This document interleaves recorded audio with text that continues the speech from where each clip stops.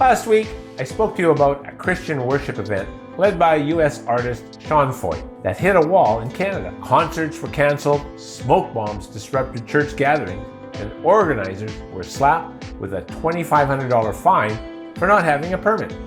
Why? Because professing Christian beliefs seems to trigger a backlash like no other. Meanwhile, pro-Gaza protests, some openly supporting Hamas, a group Canada labels a terrorist organization, have marched through our streets for 21 months with zero consequences.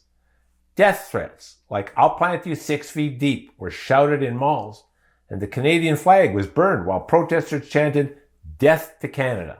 Death to Canada! Death to the United States! And death to Israel! Israel, burn, burn! Fanning the flames. Politicians across the country accusing speakers at a downtown pro-Palestinian rally of crossing the line.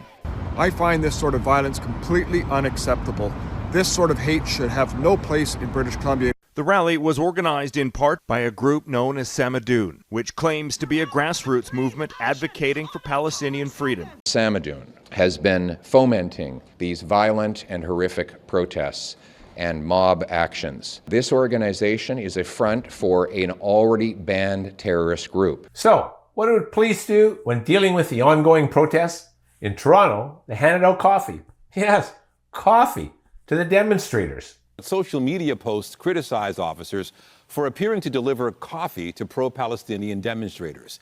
The exchange, which was captured on video by lawyer Karma Sad, happened at a protest on the Avenue Road Highway overpass. Meanwhile, a July 2025 government report reveals over $1 billion of your tax dollars has gone to housing people tied to groups involved in the Israel-Gaza conflict. That's $1 billion with a B. Compare that to our youth, facing a staggering 12.5% unemployment rate. And in Brampton, where 59% of residents were immigrants in the 2021 census, crime stories dominate Google News, hinting at what unchecked immigration surges might bring. And we've added over 1 million newcomers annually since 2021. 3 Brampton men are facing charges in an extortion investigation. Yeah, Peel police said the investigation began after a business was shot at. This is in the Queen and Kennedy area last week. Victim then started receiving messages making demands for money. Police identified and arrested these 3 suspects, each charged with extortion. Brampton Mayor Patrick Brown is calling for an India-based gang to be labeled a terrorist organization. Lawrence Bishnoi-related criminal activities in Peel region. Bishnoi himself has been imprisoned in India since 2014, but the country's counterterrorism agency says he's continued to operate from behind bars and through an associate here in Canada. A Brampton, Ontario man is facing charges after a border drug bust worth more than $23 million.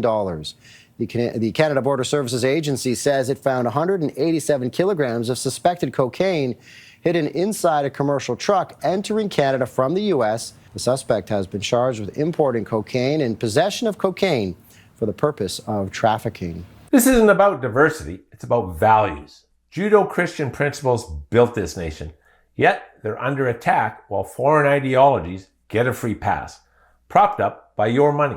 A new Angus Reid poll shows 64% of Canadians think police play favorites with certain protest groups. And with Bill C-63, the government's proposed censorship law looming, conservative voices like mine could be next. Tolerance without boundaries isn't strength, it's surrender. It's a system prioritizing some voices over others, all while your tax dollars foot the bill. This isn't just about Foyt's cancelled Christian shows, it's about where Canada's heading. If we don't speak up, Bill C-63 could silence us for good. Hit that like button, subscribe, and drop your thoughts below.